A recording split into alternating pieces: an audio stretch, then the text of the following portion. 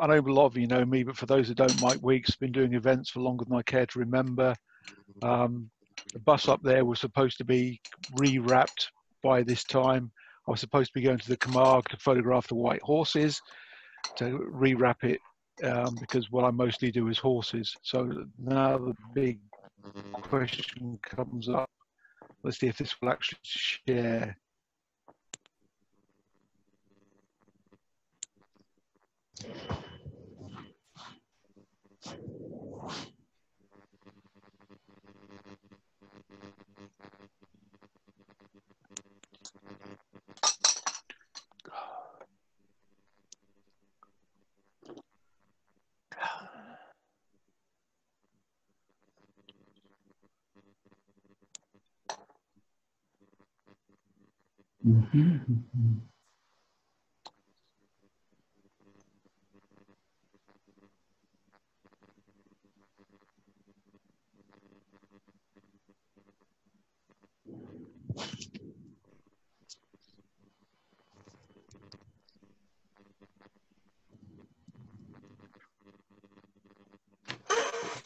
What's this, Simon? Night of the Killer Cherries?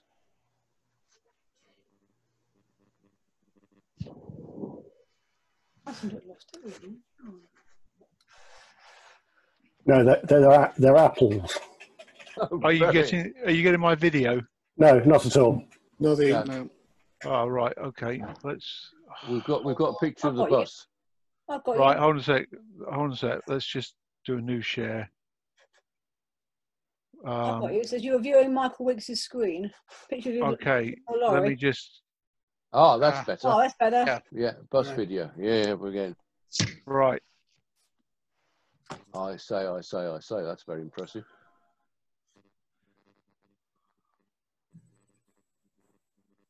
Why does nobody show it in landscape?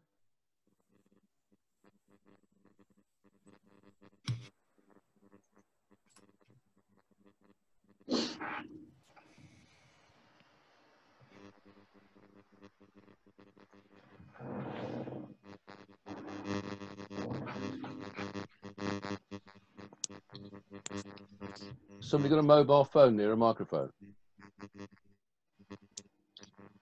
Or is it just an agri fly? Could have been a bad day.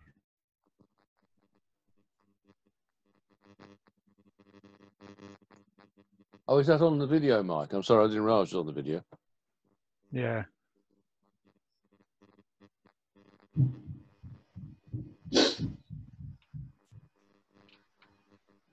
Nobody's in a hurry.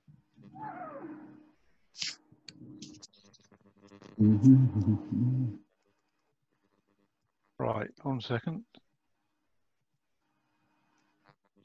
Let's just do that. So stop the share, and then it's weird. I've got to share the screen. So hopefully, tell me if you can see a photo Parata viewing station. Yeah. Yes. We can. Yeah. Great. Okay. So on the screen.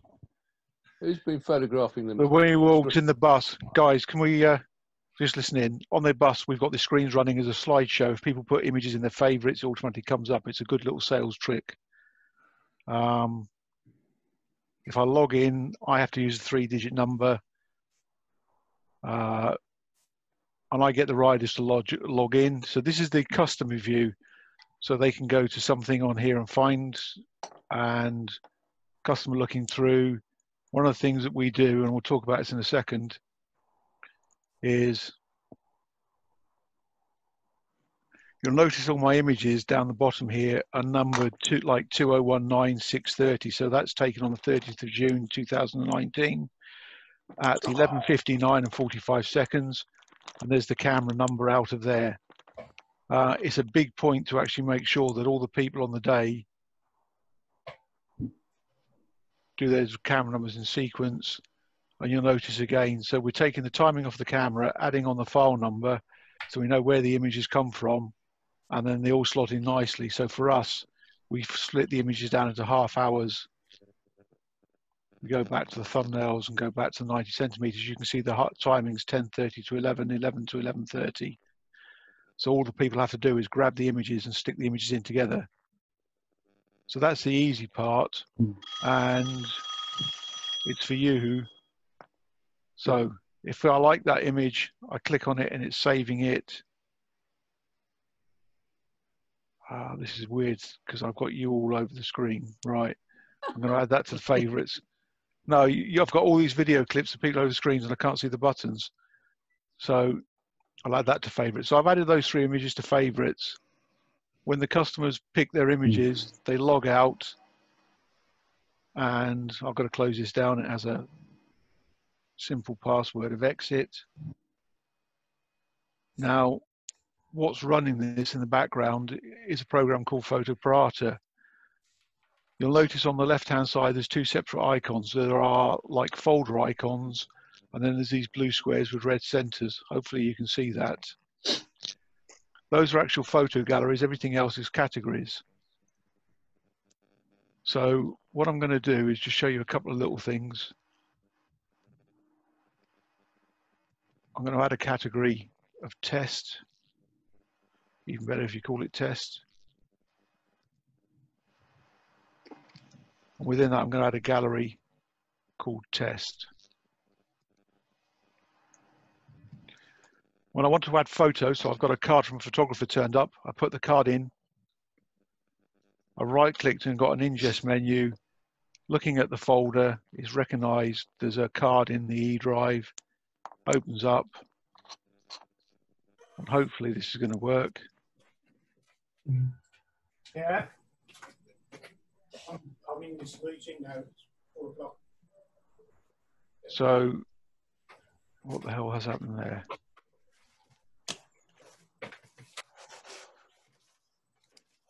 Typical, isn't it? You do test it beforehand on a live demo and it works.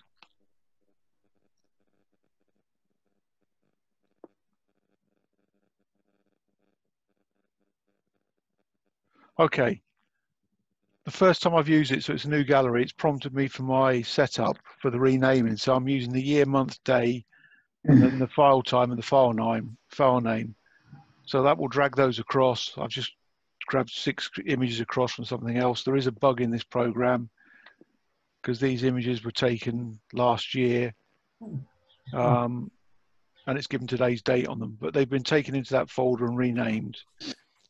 Once you've done it once, anytime you add more images to that folder, it would just take them in and ingest them. So this is how we sequence together the images from different times. Now, I know a lot of people have different requirements, but that's the simple side of it. So just going through what the options are, I can open an event, I can close an event, or I can shut down the viewing system.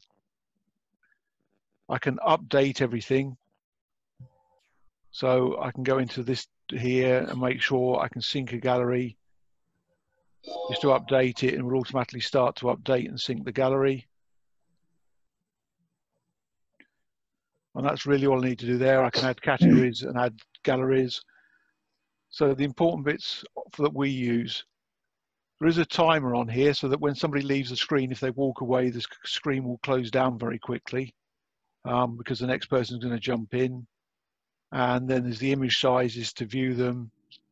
And I've set these image names to be large. It's just so it can read it. You know, eyesight's failing like everybody else. This program offers the ability to have either a full cart, so you could price it, put it in and throw their stuff at it, and it will tell them their prices.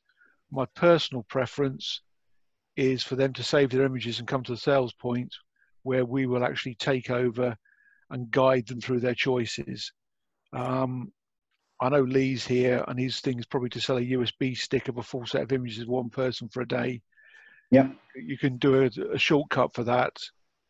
We'll come to that in a second. And then there's just some messages and things in there. So I put the 3 pictures in for the person that saved their favorite. So I ended up at 000. If I click auto copy favorites, it's copied those images that were added to favorites into a cart folder. And let's just Fotoparata sends the events. It's that event there. I'm flicking through, and there's the images that I saved into the cart. Okay. So what you could do without any further ado, without any other sales program, is just grab all those images from that cart and burn a USB stick from it. So that's one quick answer to the flow. As soon as they've added them to their favourites, we can check in the favourite system. This is usually by the time they were added. So the last cart was 000. They've saved 3 images. They've deleted none of them. Now you do sometimes get this, that some people will add images to the favourites and then will actually delete their favourites.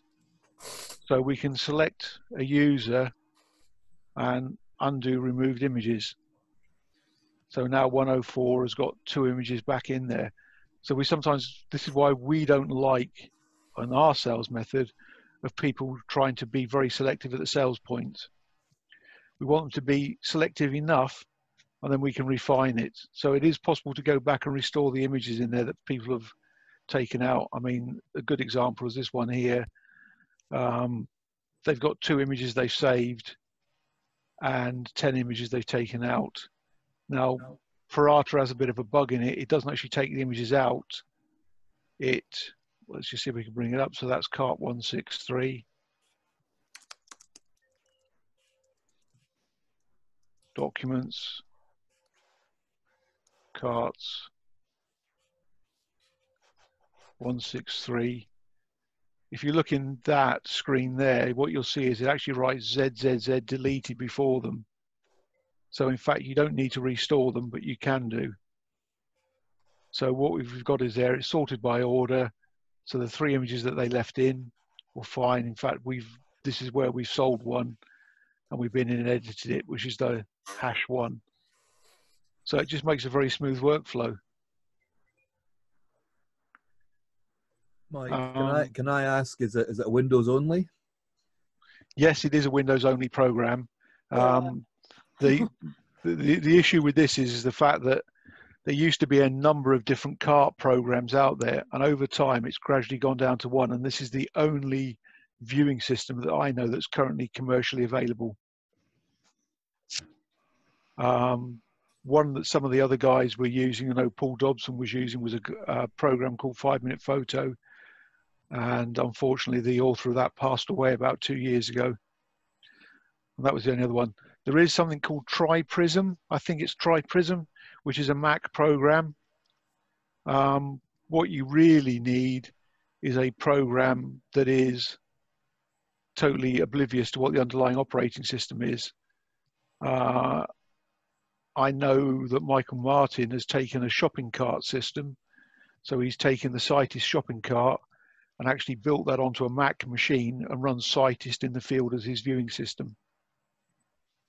So the principle is always the same. And really, coupled on that then is we've got images in, so we've got the viewing system, so the person's viewed, saved the images, we've copied them across. There's not a lot else on there that you really need. What we do is, image processing configuration. It is possible to do an overlay. You'll notice my polite message to my customers, please keep your phones in your pockets. The kids sort of pick up on this and ask their parents, why would that be? And the parents have to explain to them it's due to the fact there's a big ugly man in the corner that's liable to slap you around if you photograph your screens.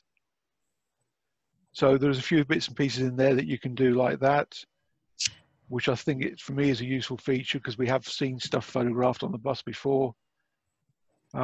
System configuration. Little settings in here. This is going into the geekdom, but you can set the thread count so it can make use of a higher powered processor. You can set up different file name patterns if you want, but I've come down to this with year hyphen, month hyphen. I've done all my events that way as well, and everything else helps. And the debug and the Apache settings are things like this one in particular. Because it's using a viewing system and it's using web, you might find the standard web viewer doesn't work, so the standard port 80. Mike, could you go back to that dialog box a second for me, please? Which one? The one that had file name patterns. Do you specify those yourself, or does that come from the EXIF data on the camera? Right. If it was working exactly how I would want it to work, it would get this all from the EXIF data. Unfortunately, the way this one works is the fact that I'm going to highlight that first bit. The year, month, day is coming from the system time of the computer that it's operating on, Okay. and the file time, file name is coming from the EXIF data. And unfortunately, as we know, there are a number of different date fields on an image. So you get the created by, and if you copy an image, you actually change some of the date fields. So you can have a new image, the same image. So if you make a copy of an image, the new copy has a different date time set up as the original. It's never ever a full compatibility. So what we do is we take the cards in, we ingest them, and the copy of the image that it does is written into the system with this details, into the viewing system. But we have enough memory cards that we keep all the memory cards to one side until the end of the day. And that way, if we've got an image missing or something that's gone wrong, we can track down which memory card it is. And again, when I showed the video of the bus, this is why we send them out with waterproof memory card boxes, because we've had the cards lost in the past, and they're bright yellow, so they're pretty easy to see in the grass. And we've actually had one picked up that got dropped by the bike riders, and somebody came in and said, I think this must be yours. Luckily, it was an empty box, but so that's the system we've got in there. And we have a different colored card boxes. We have another card box. So what we do is we send them out with the photographers out with a black card box, which has a store of memory cards in. They take the cards out, and at the end of a class or an end of a time period, which they think is long enough, they'll take the cards out and put them into a yellow box and wait for the motorcycle riders or whoever's doing the card pickup to come and pick them back up. So that's a really important part of the workflow, keeping that card cycle right. And then at the end of it, we have one of those little tiny boxes with all the little tiny leaves in it. So you can throw the cards in, and then we just mark it up, say for cross-country, dressage, whatever. And I think I've run about 100 SD cards last time I looked. And we still keep a few CF cards, and obviously some of the newer cameras are XQD, so we have to be sort of careful with that. And again, that comes down to having the sort of readers. Now the beauty is that once it's saved, I mean, I know some of you guys work in Lightroom, and that's not my field of expertise, but so this is Darkroom. I've gone down to, I'm just going to F5 refresh it. There's the cart of the images.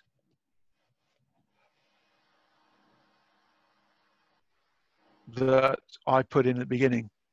So from there, we can pick those images up and we can start building the montages or doing the client sales. And really, that's the whole thing in a nutshell. And for those that have...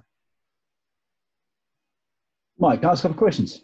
Yeah, that's what I was going to do. Yeah. Yeah, just in regards to, now we use FileZilla as well. And obviously the way you name all the files in there, we don't use that function at all. Is it purely just for your own sort of image sorting post-event that you rename them in FileZilla? In Parata. In Parata. Really, yeah. It's because if you're on doing something like cross-country, when you've got 3 photographers photographing on cross-country, by putting everything in time, when it's sorted out, once somebody's found one of their images, they're all then dovetailed in. So you get within a rider going around, within the space of 25 images possibly, will find the 5 or 6 images of themselves within those images because it's done in time. Otherwise, it sorts by random. If you just use it to sort, say, alphabetically, you'd end up with all the DSCs, then you'd end up with the IMGs, and somewhere in there would be anything somebody's randomly renamed. Hence why we run everything by year, day, date. I suppose we only use one photographer at a time, so that he's using the same camera, so yeah, sequential photograph numbers, and it doesn't. We don't need to do that, I suppose. Well, the other thing is we've done is I've had probably 2 incidences where I've misfiled the images when I've come back and taken them off the laptops and put them onto the storage system. I've not been able to track that image, and all I've done is I've then looked through and done a find everything that's 2019, say -6, -21, and every image that starts off that way is brought up, And that way I can, you know, once they start arriving, you can right click on them in the Windows search and you can look at the containing folder. On both occasions, what I've done is I've dragged the event and I've managed to stick it in as a sub-event within an event as opposed to as an event at its own level. Yeah. So it's helped me find images at a later date. So, I mean, it has its advantages. If we go and just have a look on here,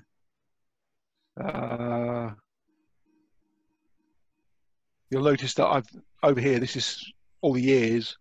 So if I go and look at 2018, it's now going to take hours to warm up, but I store all of my events down. I know we've all got our own systems for doing it. This is typical. You'll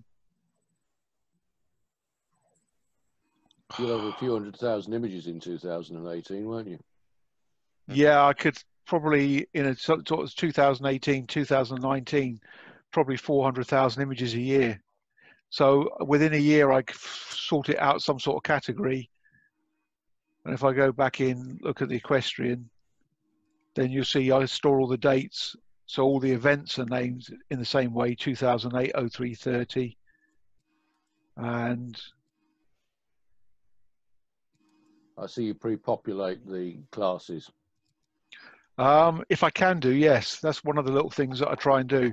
But what I'm saying is you'll notice that the folder for the event on the storage system starts off with the date. The images have got the date, and that way everything tallies together. It's just a little bit of cataloging. All I say is, Lee, over the years, we've noticed we've had issues over the years.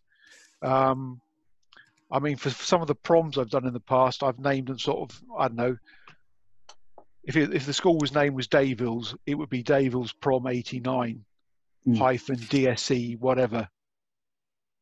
So, you know, certainly for prom, I tend to do it because, you know, I'll probably do web sales of the prom as well. And it's helpful to have a continuation file name on the web server or anything like that. So I do tend to rename files for that kind of event, but for an event where I'm just trying to do sales in a day and not really look at web sales, then I just do them straight off the camera. Yeah, the other reason for using the camera time though in part of the rename is we get people go in and say, well, I went about such and such a time, and it makes it easier for the staff to go and track down what time they went round.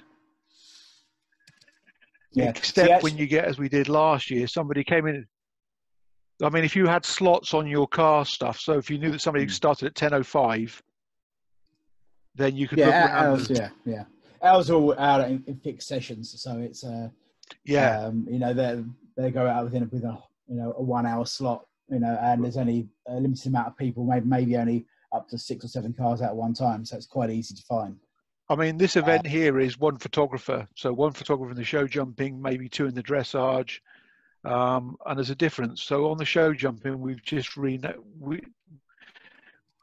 got in the habit of renaming. And instead of trying to get people to decide whether they should rename or not, I get them to blanket rename because that works well for us. And then on things like the dressage, Charlotte Hall might be the rider, but yeah, so before GDPR, we had names. Post GDPR, we don't. Well, no, what we do is we now give them the horse's name. So if I go to something like that, and again, this comes to organisation, so rider number and Kilmacricket Lad is now the name of the horse. It was a simple change that we had to adopt, but it means we don't fall foul of it. I suppose if I was going to rename files, I would probably do it before it actually went into Parata. Well, we use Parata to do the renaming. Yeah, because do you just put all the images straight from the card into Parata and you don't edit them at all?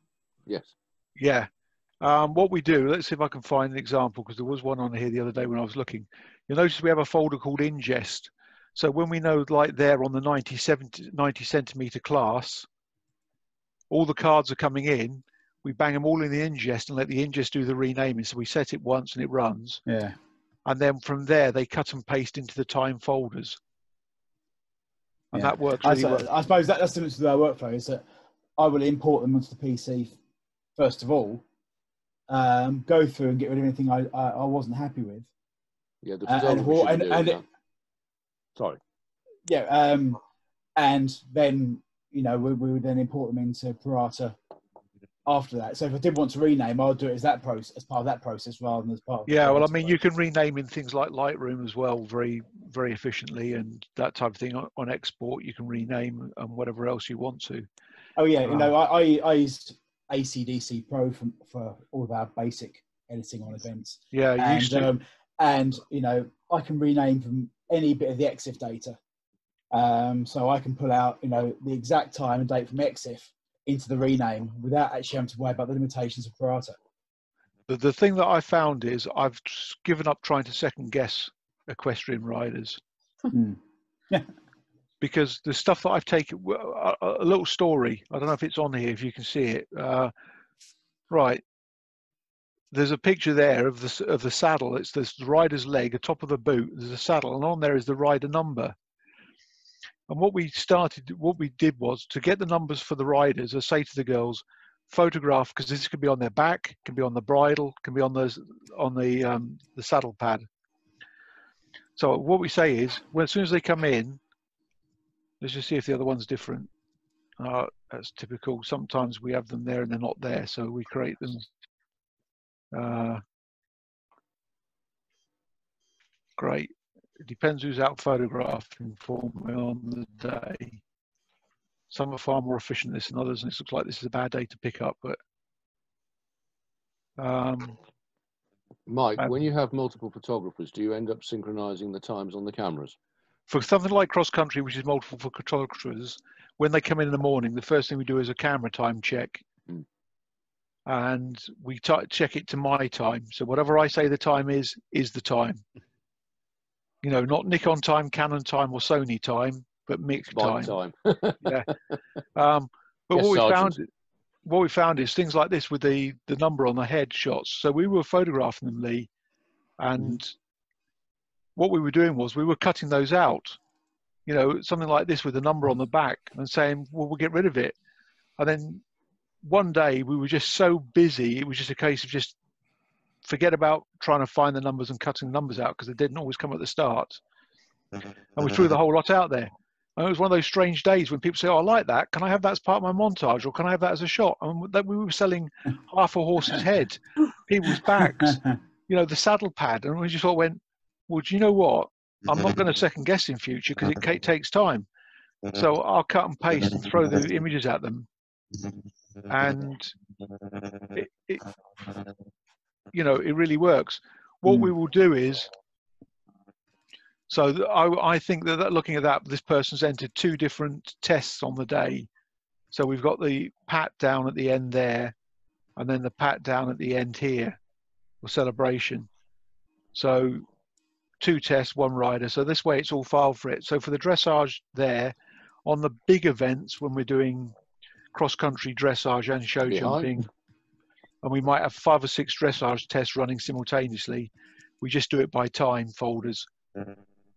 It's a bonus for them. The dressage is usually the bit on those days that is a fill-in picture that people that are starting out want, but other people don't.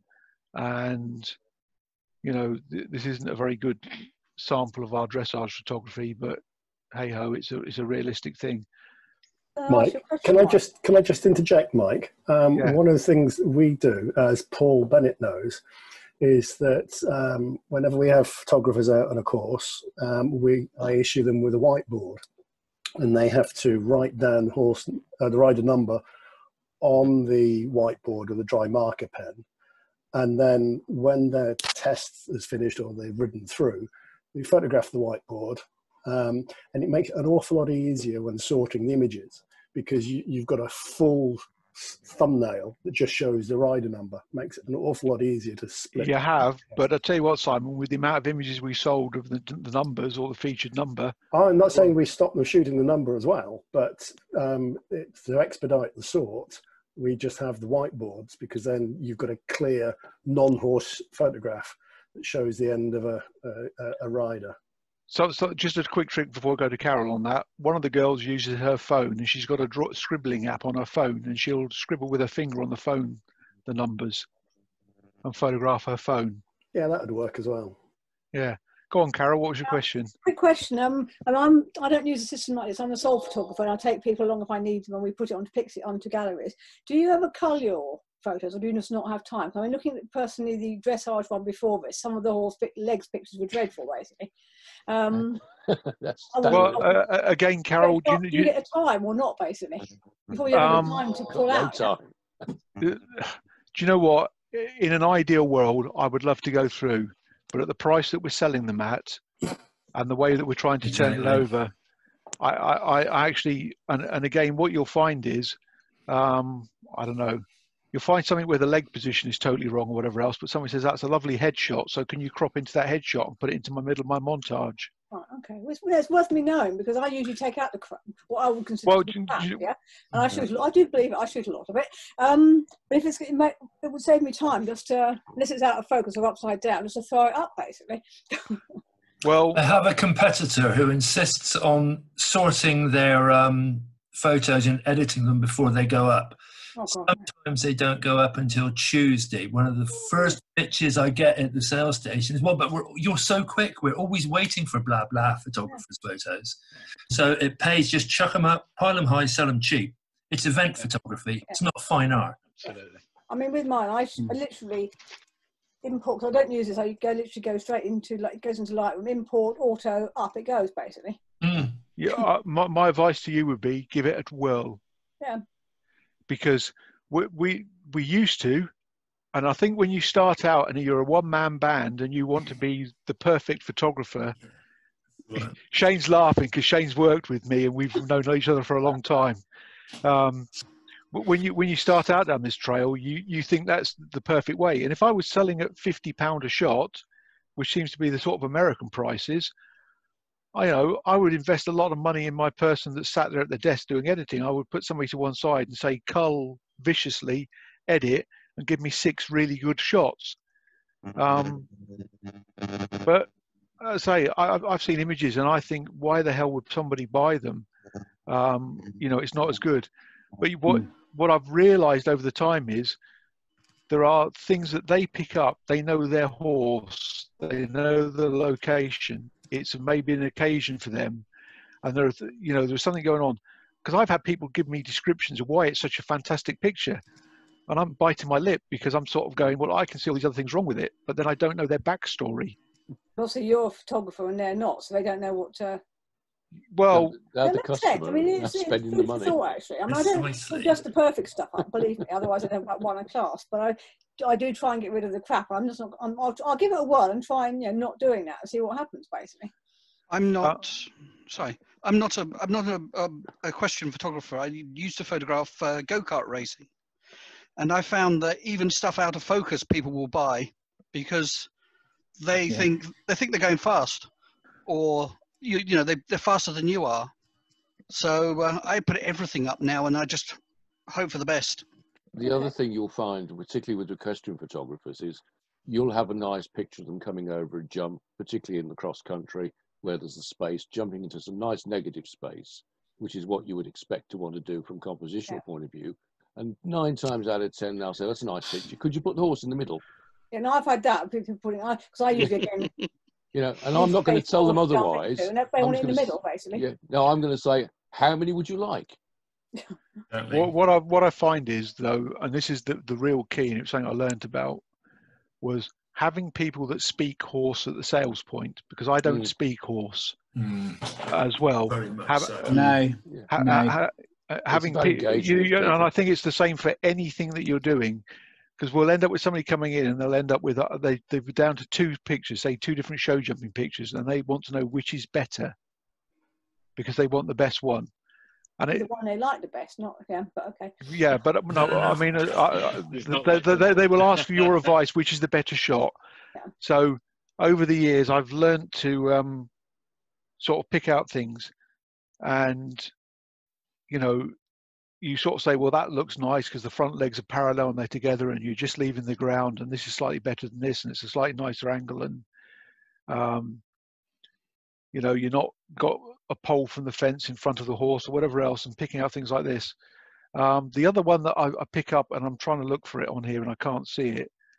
Oh, well, we might see it because, let's just see. You can't see that one. Did you see that go large, that image? Yes. Yeah. Okay.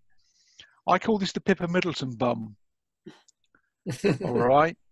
Because the legs nearest you are spread, and the legs furthest. This is no, it's not. This is definitely the horse, Brian. And again, that's Pippa. And that's Pippa. You see, but if it was going the other way with the legs coming in like this is a Beyonce bum. I don't call it that in front. And in that movement, it looks right, but you can have. What I'm saying is, on here you can see that where the nearest leg, the rear leg, is towards you and is pulling in, it makes the rear of the horse look more round, and it actually makes the other leg look ungainly, in my opinion. And I've got a funny feeling it might even be me that took these, so I'm careful what I'm saying. The other thing is, legs are canter shots, so they're in a canter, and the ones where they got the legs nice and straight are trot shots. Yeah, but what I was going to say was something that you didn't realise was I used to get to the end of the test. They would do their salute, and you go, "Yeah, got the image." And for a long time, I never got the pat down because it wasn't part of the test. And this is why even when they come in for the warm up, I'm trying to get the number when they come up for the warm up, get the number shot to get it. And anything that comes up, because often they'll stop at the judge's box, have a quick chat with the judge. You might be able to get a nice picture there. If they've got a cooler for dressage, I will always try and photograph them with the cooler as they're coming down. But photograph it in such a way the cooler can be cropped out, because you get the mums walking saying, I don't want a picture with me in it. And I think if I was shooting for a magazine, I would then go and cull this down, so you wouldn't have the 40 or 50 images that are in this folder here. But for the actual rider, no, I leave them in. And I say I've given up trying to argue, because you look at it and you go, well, that's perfect. And they go, no, I like it just as it is. And I know Shane's had the same, and I know a lot of the people doing the equestrian. What I am looking for, though, I mean, this one seems to be actually done, I would say, reasonably well, although I would go back to the photographer on a day like this and say, these images where they're so far away. You're cropping a bit. Well, are you limited by your lens? The other point on that is, I used to use 28 to 300mm lenses, and that was the team lenses. And for the dressage now, everybody's on 70 to 200 f2.8, and the improvement in quality is unreal. I live in my camera, it's my go-to. Back to the point Carol was saying earlier about culling photos. My top line togs will all cull in the back of camera. The part-time B team, they're the ones that are pointing, squirting, and putting everything up that a lot of the time, both you and I know shouldn't be there. There's an example of where that's a perfect example. That possibly is a selling shot. Now, I wouldn't have thought it would have been, because you cut the horse's mouth off, but it's just photographed for the dressage number, and it will sell.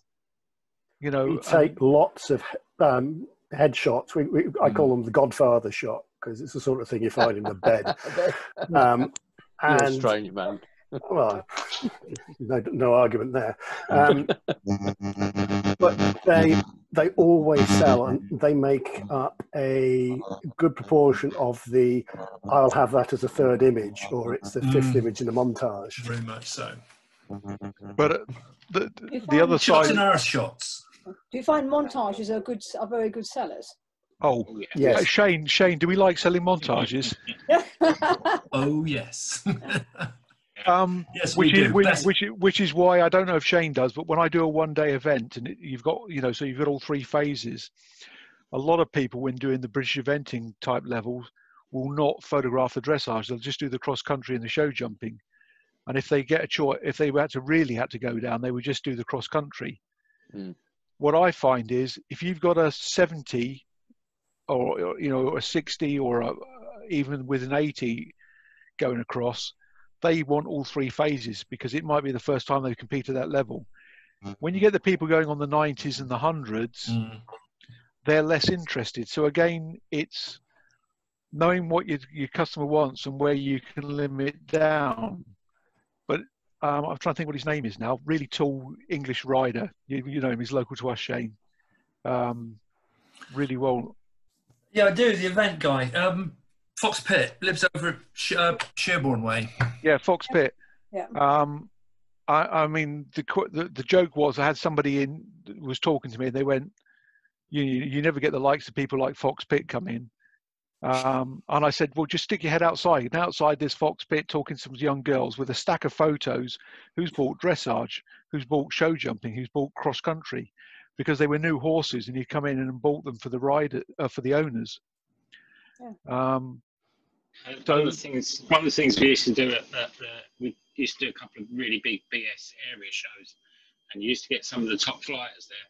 So we used to take a picture of them, and we'd sell the picture to the kids, and sell them a Sharpie. And they used to go off and get the signatures. I love that idea. We've had that a couple of times in the past. Yeah. And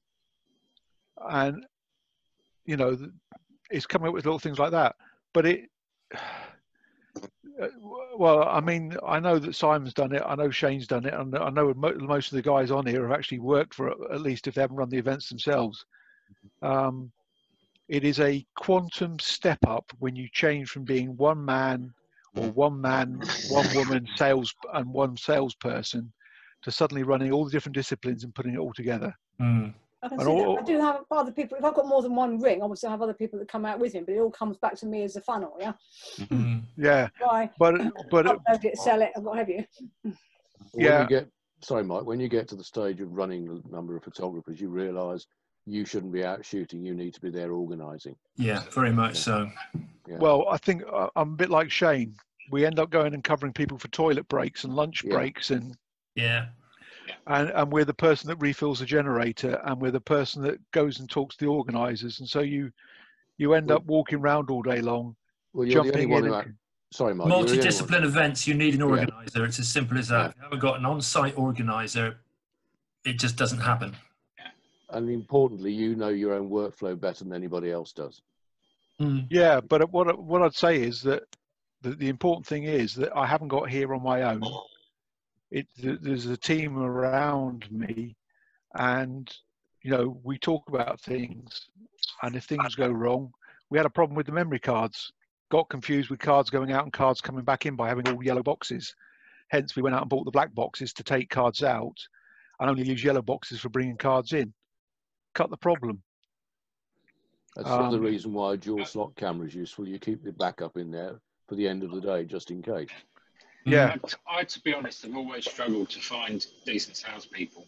I can find photographers that can produce the images that are good enough quite easily, but to actually find somebody that will do all the upsell and be enthusiastic with the customers and everything, I can't trust anybody but me to do it these days.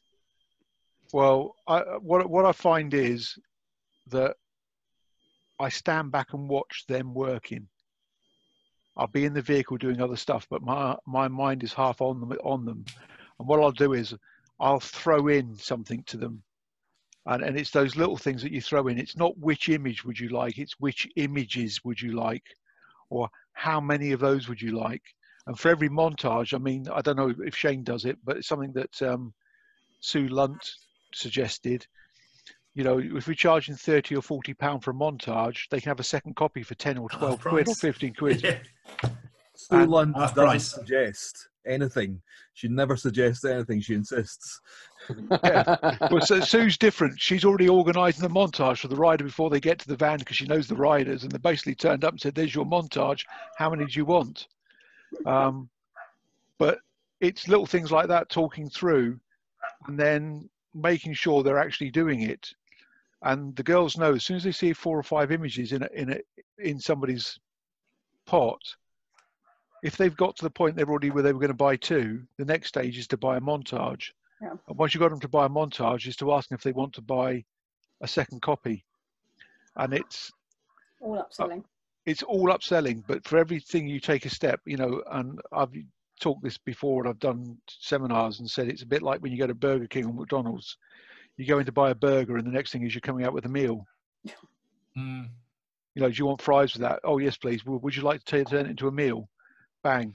And yeah, the first time I came across that, I think, was Costa. And when ordering, they said, do you want a medium or large? They never even offered the small or regular, whatever size. Yeah. So it is. And immediately you say, oh, well, I'll just have the medium. And that's why it goes all right back to this idea. Do you cull? No. Because that might be the 4th image. No, so I mean, that's something I'm going to try, Mike. You know. I'm looking at that. I've often had it with don't view it from a photographer's perspective, Carol. Yeah. That's the issue. But I'm just looking at this the screen that Mike's got up. If you look at the top row, the 3rd picture in, on the 3rd picture in from the left, I would never ever put that up. I wouldn't have put that up. And I'm the fool who didn't do it, basically. You may have sold that one. Well, I don't think we sold that one particularly, Carol. And we probably didn't sell the one next to it either. But well, that's what I'm saying. I'm trying not to be rude, Mike. But you know what I mean. So I've just got to be less. I've got to be less picky, less photography minded. I think, and more. Yeah, you're not the customer. Yeah. That's what you need to remember. All about volume. I mean, with show jumping, I often get it when I have someone new start with me. They'll try and pick the 2 perfect jumps, and I'll say, you know, grab 4 or 5 jumps. If it's a side-on shot or if it's a reverse shot, just take it. Because people do like different things, you know. And keep taking them when they fall off. Yeah, definitely. Keep that finger on the button. Well, that was probably the hardest thing for me to learn, because when you talk to shoot in the army, when the target goes down, you take your finger off the trigger. And you will jump. So, but yeah, I mean, vital lesson. And what I'll do is, I mean, it depends. I mean, I've got some places I do over and over again. So, you know, even if you had 100 perfect shots of a client going through, they may not buy on that day because they bought last week. Yeah. So what I know is that to get people up to speed, I will put photographers in. So, you know, because I've got to have somewhere I can show them what I want to do, and I'll sit in with them. But you've got to leave it's that thing about you got to leave them to fail. So you got to take them there, and if they you know, it's 2 or 3 feedbacks. What I'll do is I'll put somebody out for half an hour, hopefully where it's not going to interfere with what's going on. I'll drag them back in. We'll go through the images. We'll put them out for another half hour, see how they get on, and interactive backwards and forwards like that. Yeah. So I'm not saying that's what happened on these images, because I'm just going to have a look. In fact, I know who the photographer is on that. Usually a very, very good photographer. In fact, Shane knows her as well. So no name Shane, but you know who I mean. All my A-team photographers, I make do sales as well. Not often, but they spend some time working on that sales station, because the most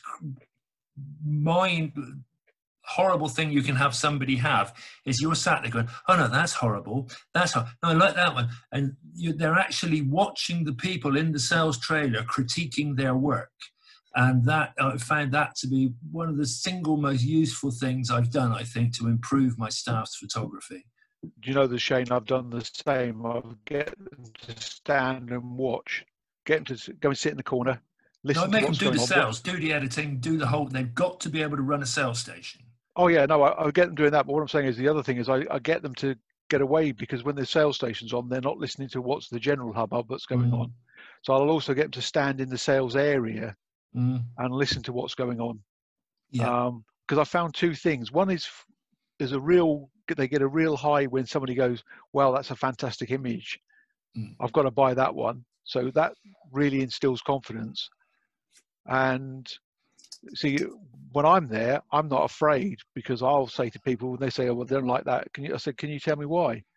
And sometimes they look a bit affronted. You say, no, it's just, learning point. If there's something you don't like, we need to know. Whereas most of them, the people doing photography will not do that. To your clients, talk to your clients, talk to your clients. But the joke is, time. Go on, sorry.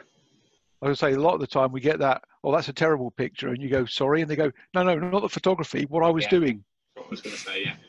My hands, my face, my leg.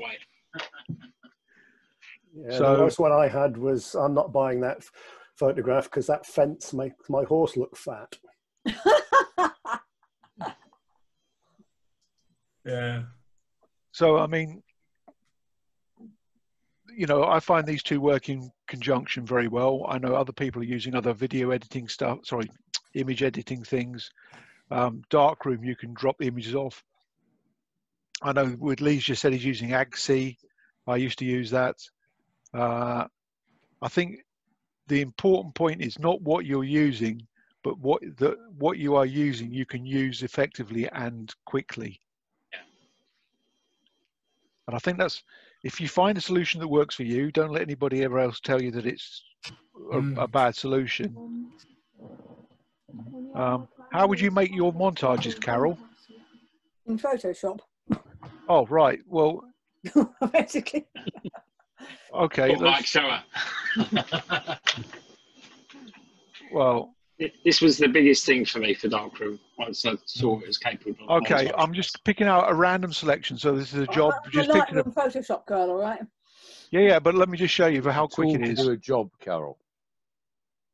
I don't know if I've actually got any montages made up in this one because I've just installed this one. Oh no, equestrian. Okay, so there I've got a template made for 3 images. It's not suited to this, but I can pull the images across. There's a montage made up, ready to go out. And it's that quick because you made the templates up. If I want to change the templates, I forgot I'd imported them on here. I've got a whole series of them. And again, this thing with me, 3 clear, 3 portrait. There we are. And what I've done is you can do a non-printing overlay in this program. And that basically is the outline of where my mount goes. So I know that if I squeeze this image in, that's what will be printed. So you can alter the sizing as well, can't you? Yeah, I'm just trying to know you could do that. What's that? The mount line. Oh, right. Well, that's pinch that one off you, Mike. I'll do that. It's very helpful. They are. So there's probably a bit quite close. I'm shooting quite tight if I'm not careful, and I've learned to shoot not quite so tight. Yes. Yeah, I mean, I have a little expression with that one. I tell the photographers, you give me 10%, I can zoom in 10, 15%, but I can't zoom out. Yeah, exactly. But this gives you things like, this is probably going to mess that up, but I have a big thing about, I can't stand things. Arc perpendicular. That will probably update in a minute. But there you are. There's a montage. If somebody that's updated now. Put text on there. I was going to say. This is Lulworth.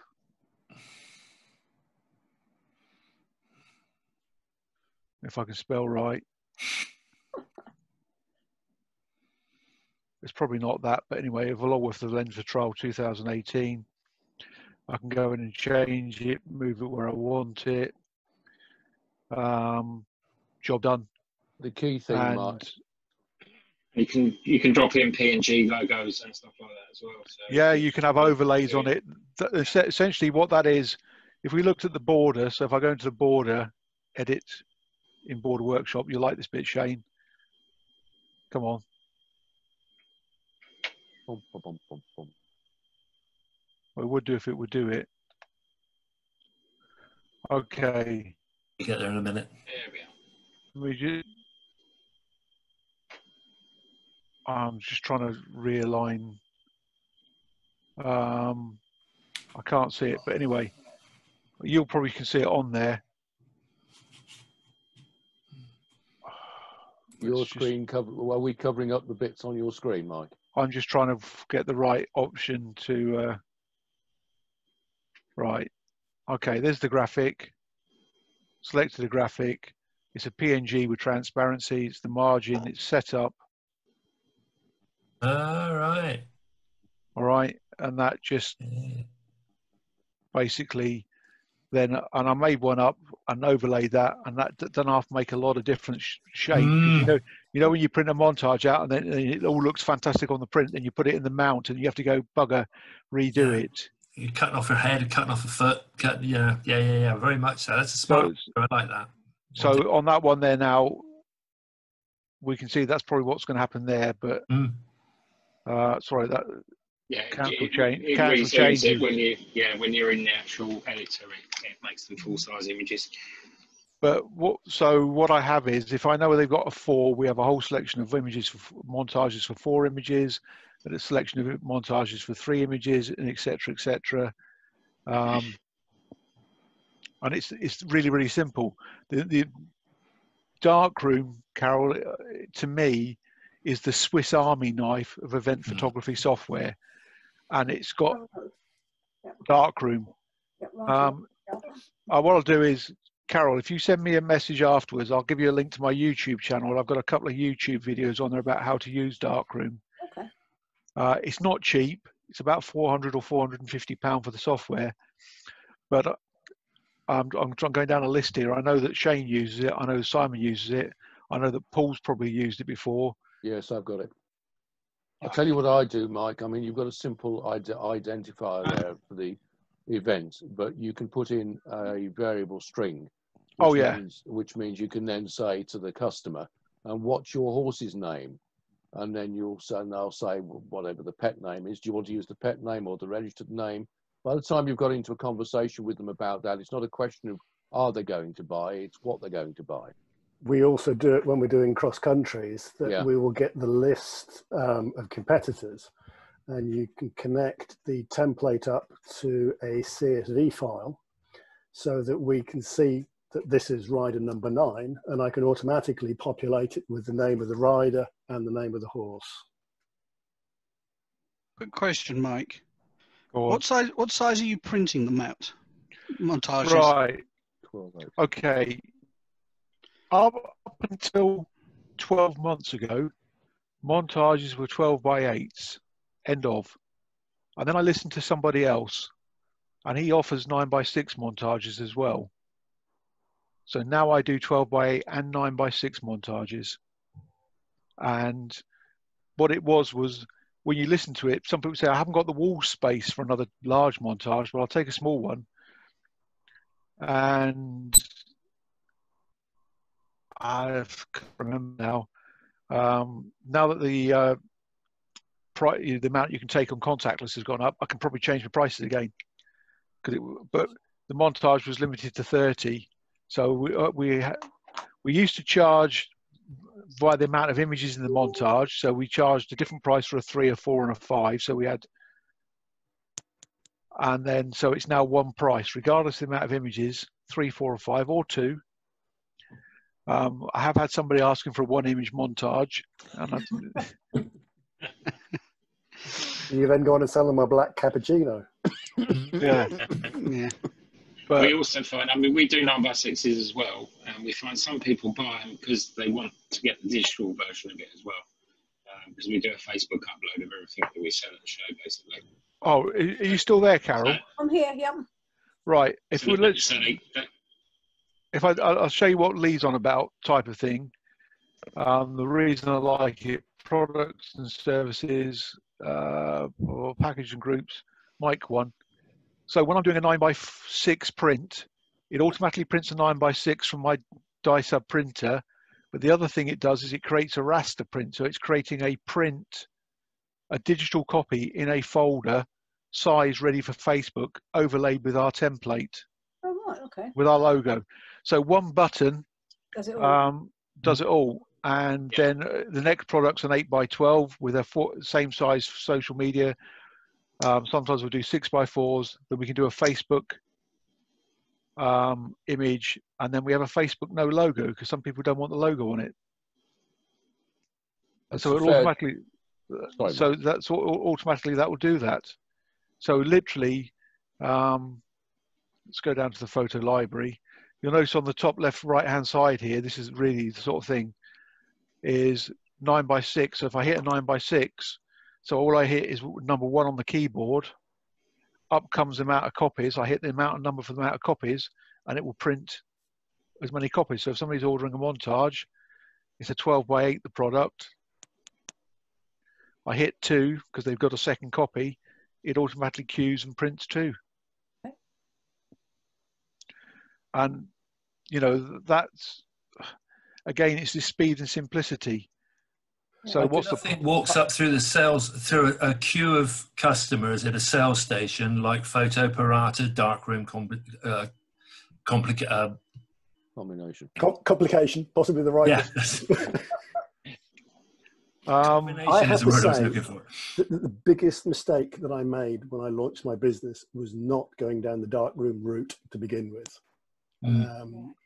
It slowed me down not going down. I looked at it and thought, 400 quid, it's too expensive. I can do it using Lightroom and Photoshop.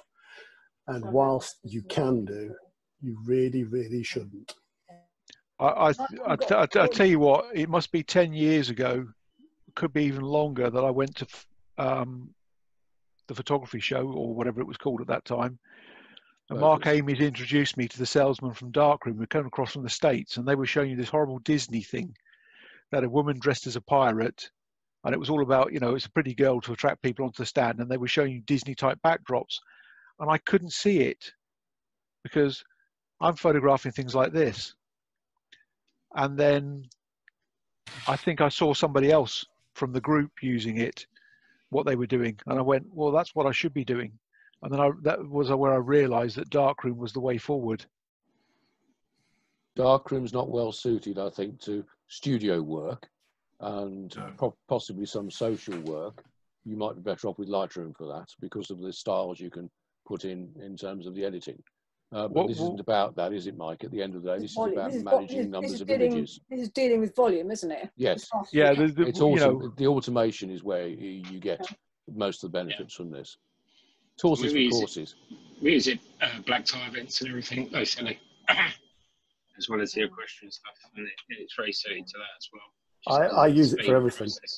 I have the same workflow for every event that I do, be it equestrian, be it black tie, Comic-Cons or anything.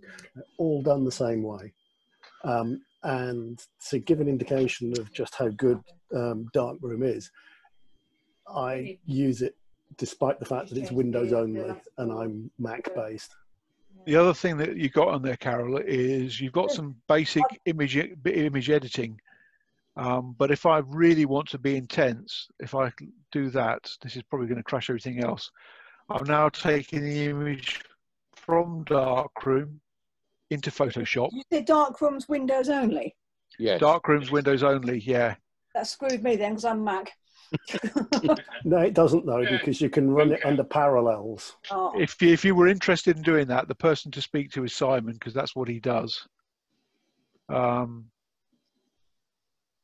Image editing, essentially, isn't it? It's either on or off. Well, all I'm doing is now I've literally gone into that. Come on, open up, baby. I love this, the fact that I can do that. Bring the highlights down a bit, click OK, change the photograph, saved it, back into Darkroom, and I've edited the image in a few seconds. You know, it's my understanding that the next version of Darkroom will also allow you to use Photoshop droplets direct from the software. It's a big thing they've been asking from. The other thing I'd like to do is like in Lightroom, you can have not actions. What the hell do they call it? Presets. There are some presets available on this, but it's not very good at the moment. But I mean, anyway, I shoot a lot indoors because I shoot at Topthorne. And if I'm doing indoor jumping, or whatever, I always mostly have noise reduction on because my ISO starts at 6,400 often. It only goes up. Put 5 pence in the meter is my answer to that. Yeah. What's 5 pence? It's usually what you used to call a shilling to you, Paul. Thanks, Mike. I'm lucky. I shoot with the D750 and it copes with the noise really well. But I have presets to save my life. Yeah, I mean, again, it depends what you're doing. But I go, you know, I'll say what Simon's saying. The fact is, this has been the biggest change to what we're doing. I mean, I wrote my own viewing system years ago, and it worked up to a point, but it's Parata works better. My fingers are crossed that one day a new viewing system will come along that will knock Parata for spots, but I shall keep praying for that. I know there are a couple of people working on things. I know there are a couple of people who've got things out there, but at the moment, for me, this is the ultimate combination. Well, Parata has the benefit of being incredibly simple, as well as very powerful for what it is. Yeah. You know, an idiot can set up Parata. You know, you can do a fresh installation of Parata and have it running an event in like 5 minutes. That's a beauty. The other thing is as well, you said about exporting from Lightroom, Carol, just whilst I'm on about it.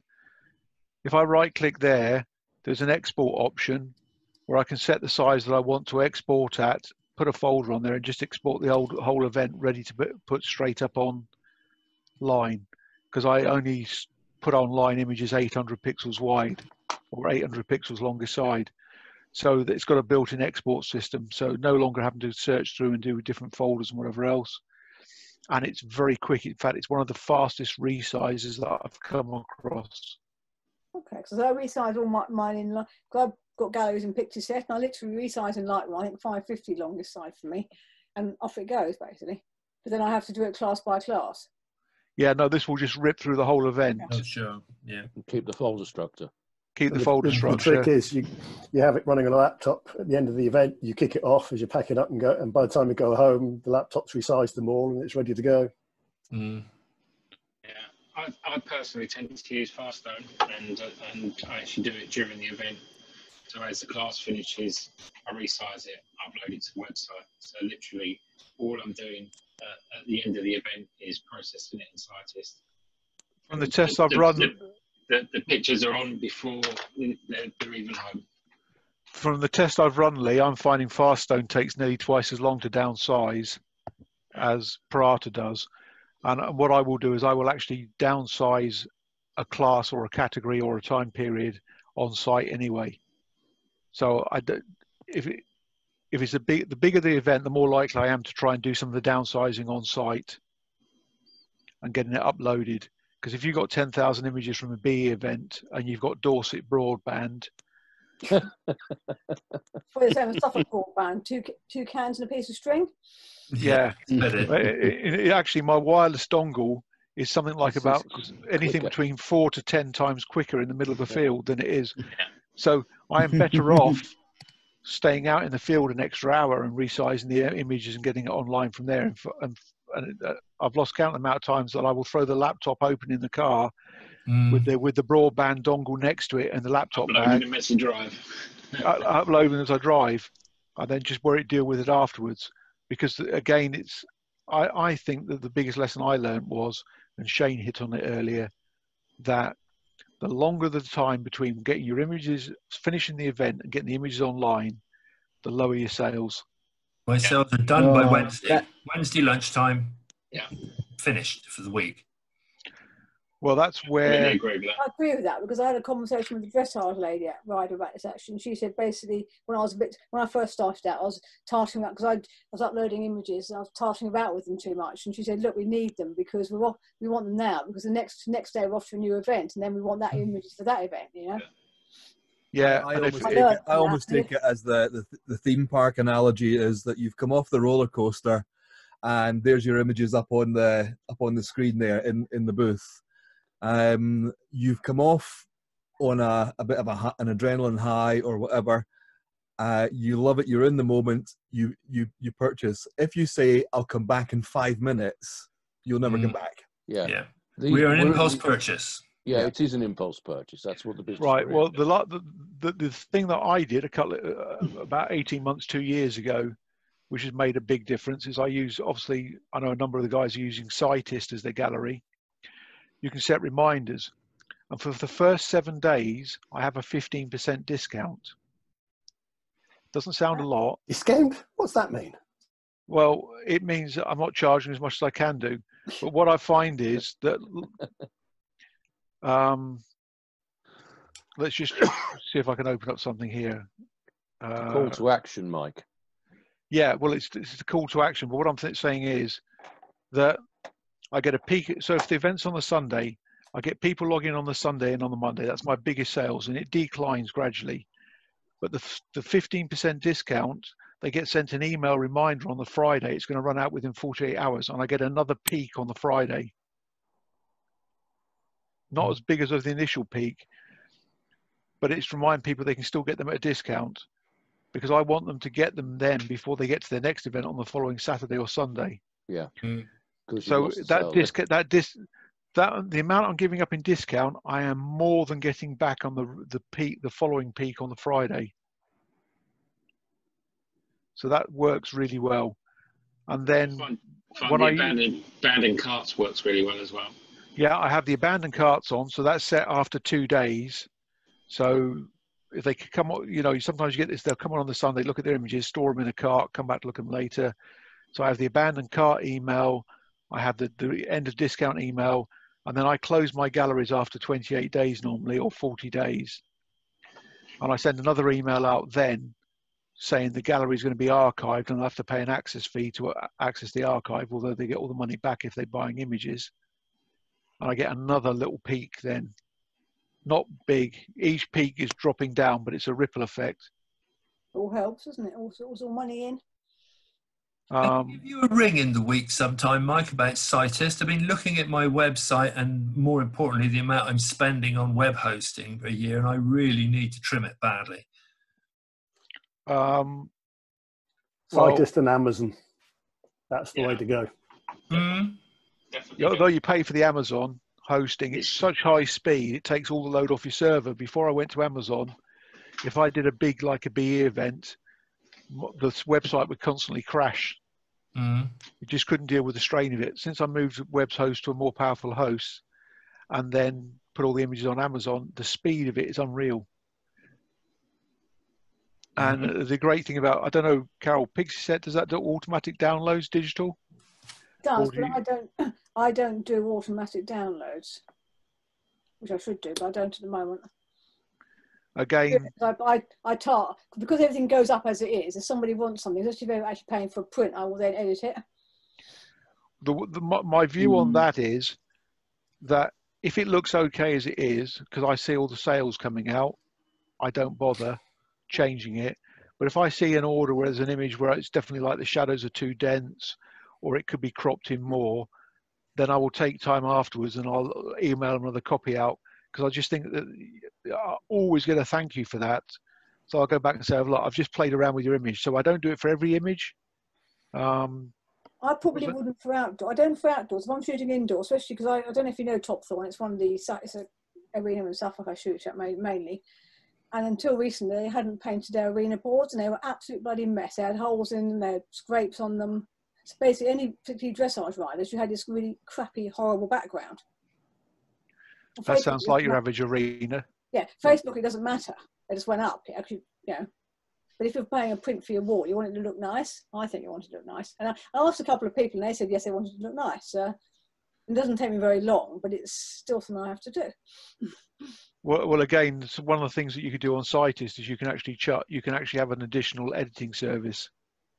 Okay. So you could have a print, and then if they want, see, the way I would do that was I say, say the base print is £15, but if you want it fully edited, and I would give a list of things that you will tweak or change, But again, if we're sat on an event like this event here, and I don't know, she said, I don't like that flag in there, and the place was quiet, I'll go in with Photoshop and take that flag out on site very, very quickly, clone it out, bang. It's just good customer service. But I'll do bits. If people want extra, like if they want people taken out, or there's people in the background who want taken out, I charge extra for that. Yeah, but you can add all that in as options in Cytist as well. Okay. Horses' heads and taking people out. Where does this lead me to think we are? I told you, it's the Godfather. Yeah, we can go out and shooting people as well. Well, the whole idea with this cutting was their heads off. Really, the whole idea with this was went to me a lot quicker. Was to throw some ideas out there. We've got a lot of knowledge in our group of people using all the different bits and pieces. Some people use all the bits together. I mean, Brian, I know, would never touch Darkroom, but could probably do most of the montaging stuff in Lightroom, and we've got other people like that.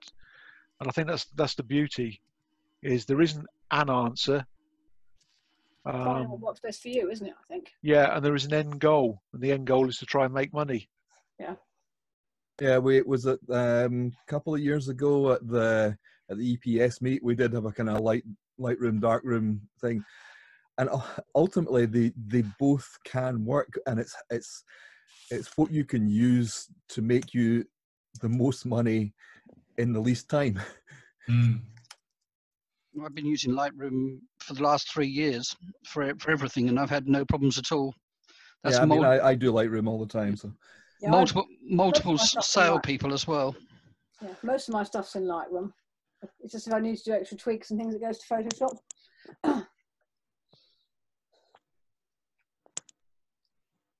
Yeah, I say just for me, I think that the killer function on here is the ease of workflow, because Lee hit on, he said Parata you could set up in 5 minutes or 10 minutes and have it running from an installation. If you had a problem, you could reinstall and get it running. With Darkroom, the real work is in the setup in the background. But I mean, as I know some people have heard it before, I went to Germany once, and in 90 seconds I had somebody operating the sales station. There are very much some wish list stuff from Darkroom to Lightroom. If somebody could come in with a way of combining them, would that be medium room? Then there's some fantastic. I mean, the whole montaging and the immediacy of Darkroom is fantastic, but you know, depending on the type of event that you're doing, like me with the black tie or doing a lot of school proms and stuff like that, Lightroom does work very well. And if you're doing school proms, you will whiz them through in Darkroom. You really will. Yeah, I've seen Brian's workflow. We've been through it, and trust me, Brian is as fast with Lightroom as I am with Darkroom. And again, you know, it's just that where this lends itself to, I think, is the events. But anyway, hopefully there's. I don't know if there's any more questions or. I've got one because Simon pulled up Cytist and Amazon. I'm sorry, I hadn't even heard it. I didn't even know Amazon. We were talking Amazon, I didn't do Amazon. Yeah. Storage on Amazon, but is there an easier way to link them up, or? It's actually very, very simple. You literally just open an account, right? So what it is, Amazon S3 is a huge, great storage computer, and what you do is you store your image files on the Amazon S3, and instead of Cytist, the database into Cytist, link into the images on your own web server, it links to the images on the Amazon Web S3 server. So do you host Cytist on that Amazon, or still on your website? No, you still run. Basically, if you were running Cytist purely from your own server, you'd have the database, and every image that's added would be added to the database with a link to the folder structure on your web server where the images are. Yeah. And all that happens is those links are changed to be Amazon S3 links. And the point with that is that when somebody goes to your website, all they're downloading is a bit of text or the text outline from the HTML, but the images are pulled down from Amazon. So the real the real load on the web server is being handled by Amazon, and it speeds up people's web use greatly, but also means that your web server can hold far more concurrent web links. So, I mean, I don't have a problem with web server load now. I used to have huge amounts of problems. I've also found it to be cheaper. To stable point because of that. Yeah. How much? Well, I've got 1 million images online, and I'm paying about £8 a month. That's pretty good. Mike, do you upload directly? So as you're uploading your pictures, do you transfer them directly, or do you do it afterwards? Right, because it would take more time to upload directly to Amazon. What I tend to do is, for the first 24 hours of an event, the bigger events, I leave the images on my own web server, which is capable of handling it. But what I do is, once all the images are ingested, because it ingests them into the Cytist website far quicker by just going straight to Cytist. Once they're all ingested, I then hit the transfer to Amazon. So some people may be buying an image, one image from Amazon and one from the Amazon web server and one from my own web server.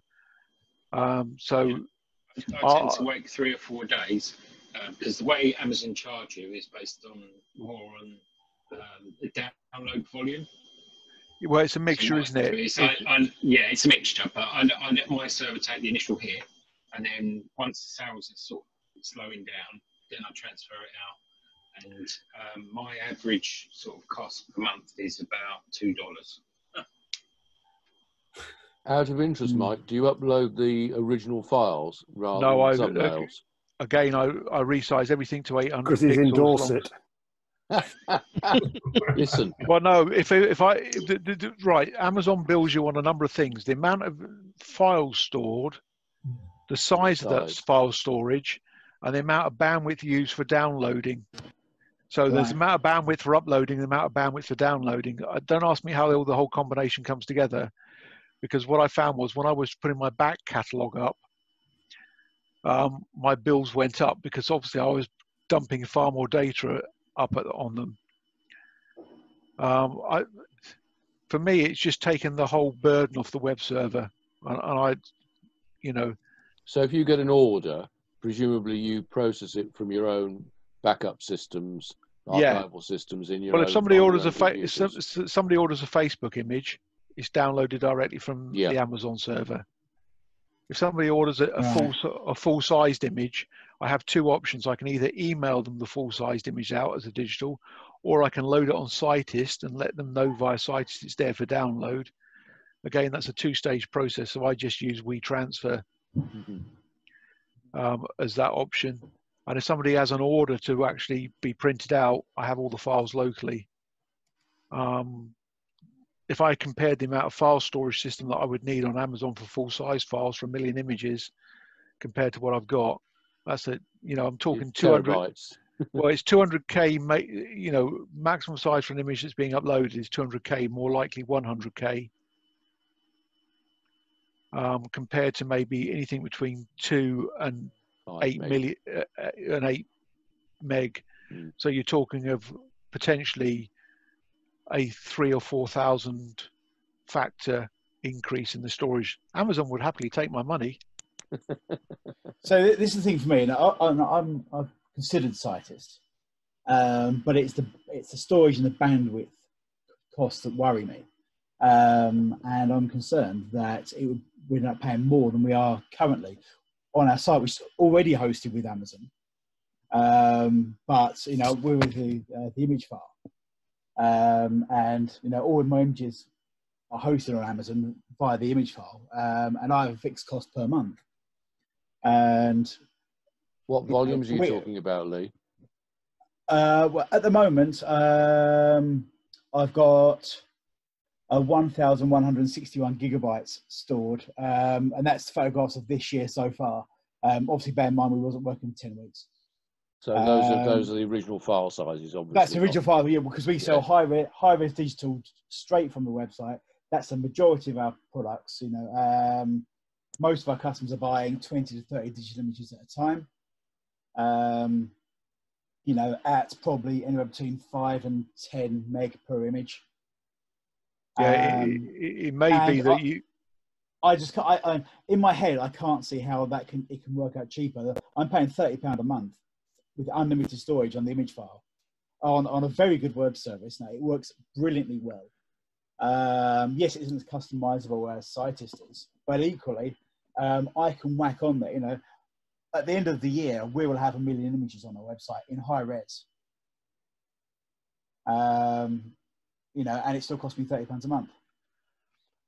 I think if I you see, because we sell very few high res images that way. The one thing we do is we do deals on USBs. And yeah, we can't do USB because the quantity we're selling is too high. It would require me having a full-time member of staff in the office to fulfill them. Yeah, well, essentially. So the last trick on my workflow is that we've discovered that most events at the start of the day are quiet. So what I do is, I mean, I used to do all the work myself. Now what I do is I just print all the orders off, walk in with a stack of orders, dump them on the desk, and at the start of the day, the salespeople are packaging up all my orders to go out. Yeah. So I'm saving myself hours and hours and hours of work during the week. The difference is I don't have the high resolution images sitting on my PC because the photographer has those. Yeah. They upload straight to our web server. So even if I was to fill them myself from USB, I would still have to download them from the web server. Yeah. You're doubling your work, aren't you, Lee? Yeah, absolutely. So you know, me sending out USB sticks, or dare I say, DVDs, or your model is the exact opposite of most other people's. Yeah, that's it. That's what it boils down to. Yeah, that's it. So although I like the idea of Sightist, for me, you know, before the image file went to their current pricing model, it was based upon how much you're storing on their servers, and I was paying in peak season £250 a month. Yeah. In web storage, whereas now they changed it. They went to Amazon, and now I'm paying £30 a month. You know, and yes, the more I hear people say, it seems to. I think that's probably still the best option for us. Sightist is a front end, effectively. Yeah. You know, it's not a means of storing the images. It's a very flexible front end, and you're hosting the front end. Imagefile does that bit for you. You're both using Amazon S3. It's just that obviously Imagefile have the volume quantity deals that deal direct, presumably. Well, I think they have an averaging basis. Yes. You know, is that they'll charge everybody £30. Some people will use a teeny weeny little bit of it, and some people like me take the piss. Most Imagefile people are wedding photographers, and you know, if they might have 5,000-10,000 images a year, that's it. Yeah, exactly. Well, whereas for you know, they don't moan about me because I've been a customer of theirs for like 15 years. So you know, they probably see me and go, you know what, we're not too worried about Lee. He's fine. It makes you wonder how much they'd be charging if you weren't using them, though. Everybody else would be fine. Yes. Yeah. What you got to think is every poor wedding photographer up and down the land using the Imagefile is paying twice as what they need for storage because of what Lee's got on there. Subsidising my hosting for me. Yeah. What do you do? Do you clear out at the end of the year, or do you just add another 1 million images on the follow? No, I do clear out because what I find is the front end slows down. Although the hosting is you know, can handle as much as I throw at it, the actual front end interface starts slowing down. So when I go to do like a look at my sales reports or something like that, it takes time to generate those if there is a massive, great big files on the back end. So for my own sanity, I clear it out annually. But from a customer point of view, we say to our customers they're offline from 30 days onwards. They can't buy after 30 days. But if they email me saying, "Oh, look, I'm sorry, I missed it," I'll go, "Oh, that's no problem. Here's a link for you." Yeah. You know, from a sales perspective, you know, as you said, Mike, about, you know, you email people just before, you know, 1 month or 40 days. We do exactly the same thing. Everybody who's viewed our galleries, you know, within that month, will get an email from me saying, "Look, you've got 2 days and the photographs go offline." See, I think it's a bit different as well in the market. You know, Yeah, I've had a couple of emails this year saying, "Do you have images from 2015? The horses crossed the Rainbow Bridge." I can't. Somebody saying that to you, that Lee, do you have images from 2,000 years ago? My Subaru has just been scrapped. Or do you get that? It's a question. No, actually, you do, it's mainly from the corporate side of the business we do, so the more driving experience stuff. I've been after images from 10 years prior, you know, and for that, I do actually archive those, you know, on you know, DVD or something like that, because the quantity of that is nowhere near as much as the sort of the track day stuff, which is so I can but you know, track day stuff. As soon as it goes off the web server, then it's gone forever because the photographers don't keep a copy, and I'm most certainly not going to. It's not worth the aggravation for the 2 to 3 sales I might pick up in the next year from it. Can I interrupt before I've got to disappear? So thank you very much for all the input, and Me too. I will listen to you again. Well, it was supposed to be sort of a chat in there, but it was throwing out ideas. Yeah. Because people said that the evenings were bad for some people. But I think the important point to take away is we've got experts across a wide genre of events. I mean, you know, Lee is doing something that's absolutely the other end of the scale. Simon is doing essentially what I do in some ways, but he's doing it on a Mac as opposed to doing it on a PC, a lot of the way it works. Brian will shrivel up and die, and his sporran will wilt if he ends up having to use a PC, I think. But you know, I think the point is that I'm a sporran I'm worried about. the important point is that if people want to know stuff, we've got expertise within the group. Put it up and say, this is what I'd like to know about, and we can probably organise a session, because we've got no idea how long this is going to go down. No, I'm getting withdrawal symptoms now, but I've got to disappear. So thank you very much, everybody. And I'll pop in again. Cheers, Martin. Take care. Cheers, Martin. Bye. See you soon. So if I, guys, I have a Strava date, so I will see you all again. I'm away as well. Household management needs collecting. Right. And I have another Zoom session coming up fairly soon, so we'll have to tell. Right. Okay. Well, let's all bugger off then. It sounds about right, doesn't it? Oh, thank you very much. Thanks, Mike. Pleasure. Yeah, Lovely seeing you all. Thanks, Simon. No Thanks worries. for organising this, I'll Mike. see you soon, and I'll get this That's edited okay. and online as well when I work out how. Okay. Cheers, Simon. guys. Cheers. See you later. See you again. Bye. See you in a couple of weeks. Bye. See you guys. Live long and prosper.